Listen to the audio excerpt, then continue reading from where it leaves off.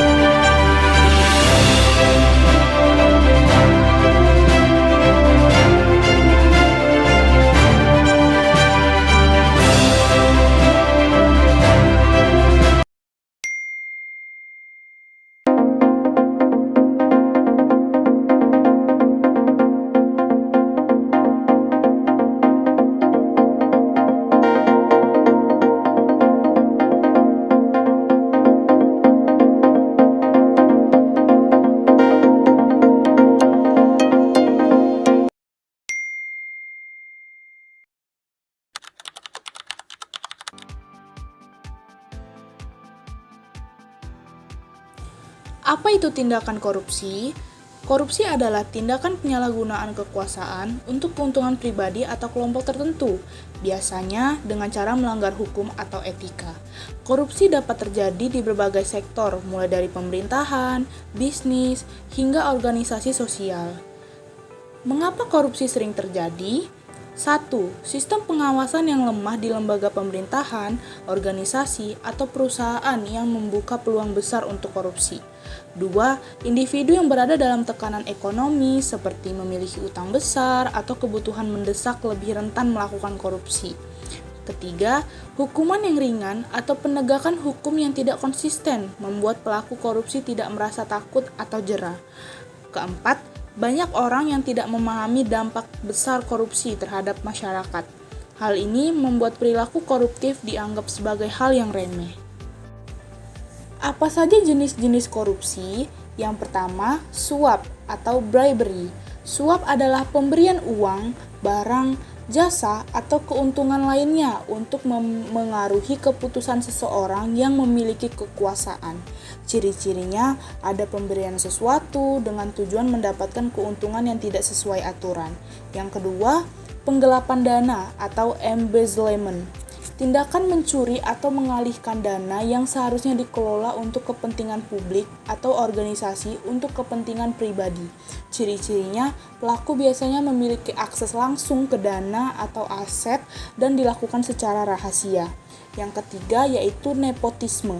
Pemberian posisi, jabatan, atau kesempatan kepada keluarga, teman dekat, atau kerabat meskipun tidak memenuhi kualifikasi atau aturan.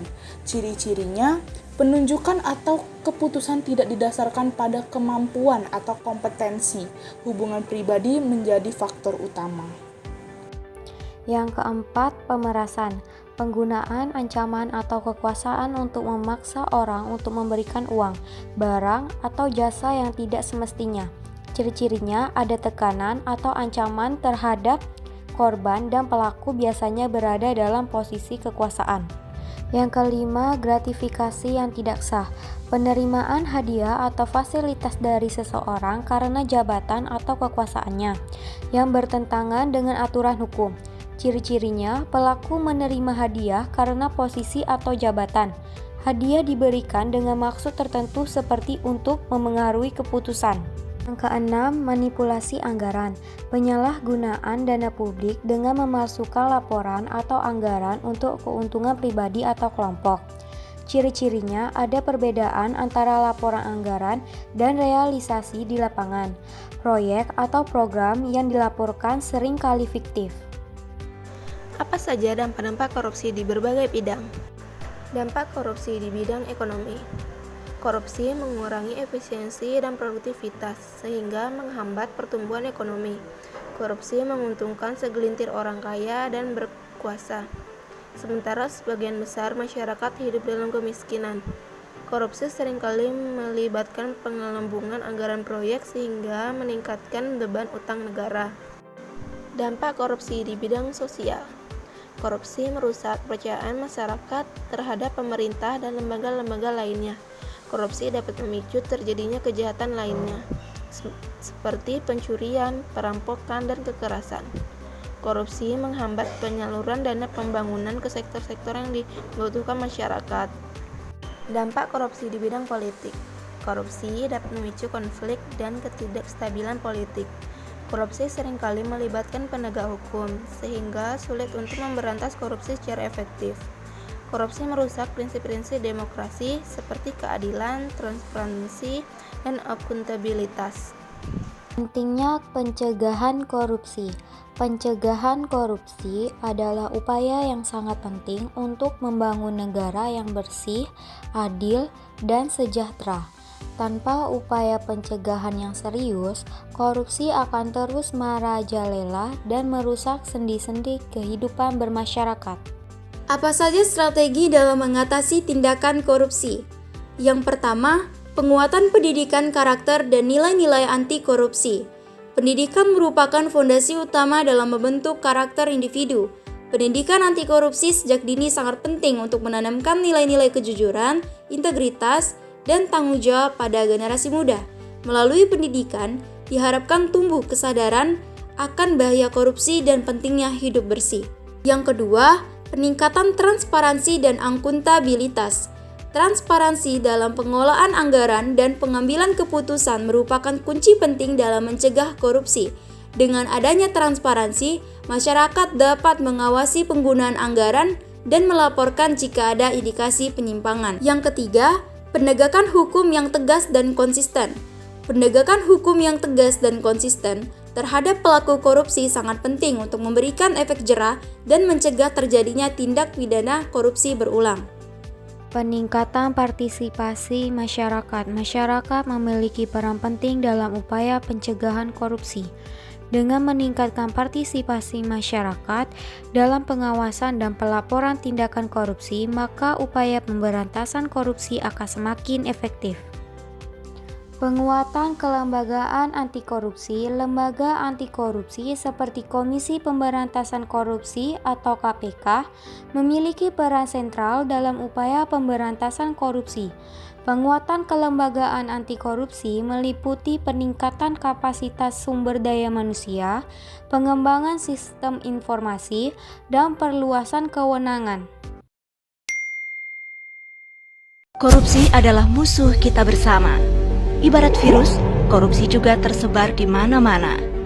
Wabah di seluruh penjuru menggerogoti negeri. Korupsi terjadi karena cinta materi. Tindakan korupsi seringkali melibatkan hubungan keluarga, anak, dan istri karena kebiasaan keluarga yang tidak peduli dari mana asal penghasilan sehari-hari. Karena itu, keluarga punya pengaruh besar untuk mencegah korupsi dari akar. Di balik keluarga yang terhormat, ada anggota keluarga yang hebat, yang selalu mengingatkan sumber pendapatan dan menjaga makna kebahagiaan dengan kesederhanaan. Jangan sampai terlambat hingga semuanya menjadi kiamat. Ditangkap penegak hukum, penghuni rumah tahanan bertahun-tahun tidak pulang. Melihat keluarga dari kejauhan, rasa sesal yang berkepanjangan. Karena itu, mulai cegah korupsi sejak dini dari rumah kita sendiri. Kita bisa mencegah korupsi dari keluarga kita sendiri. Itulah video penjabaran materi dari kelompok kami. Mohon maaf apabila terdapat kesalahan dalam pembuatan video. Semoga video ini bermanfaat bagi kita semua. Jangan lupa like, comment, share, and subscribe. Dan Tanpa korupsi, kesejahteraan menanti. Cegah korupsi, wujudkan negeri berintegritas. bye-bye.